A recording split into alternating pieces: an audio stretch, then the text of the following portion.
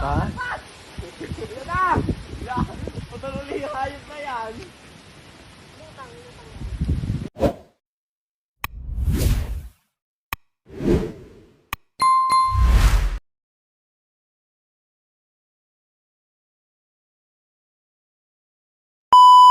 What's up sa inyo mga kainaman? For today's video nga, gagawa tayo ng sinasabi nilang papagaya o saranggula. Basta ang tawag namin din sa aming probinsya papagayo ba o saranggula, gayon nga. Igawit pagkakalakas ng hangin, hindi tayo magagawa. Ay di ngayon, hindi tayo gagawa na, okay?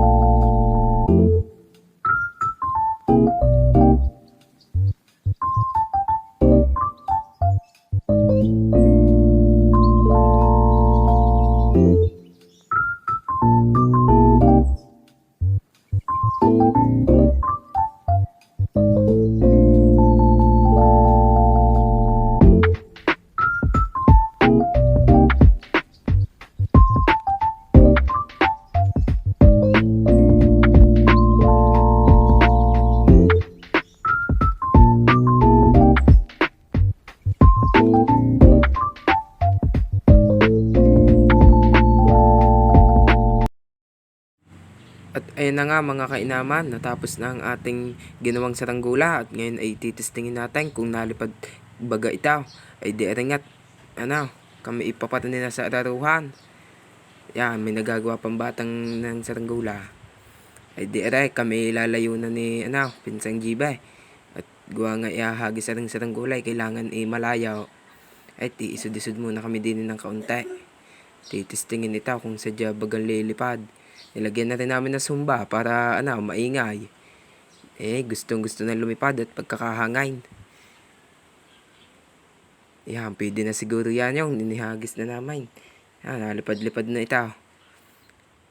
Ikababa. Mahina ang hangin.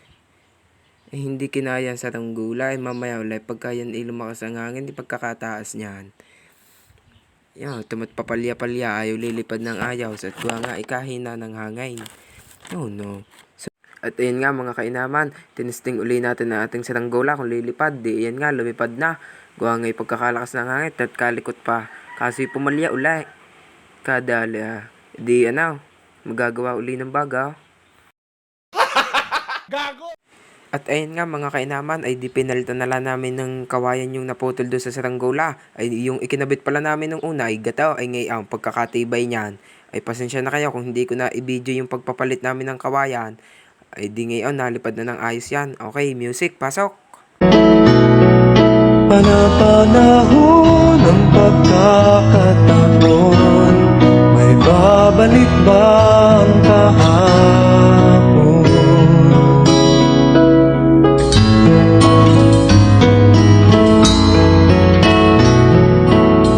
Natatandaan mo pa ba nang tayong dalawa ay unang magkita? Panahon ng kamusmasan,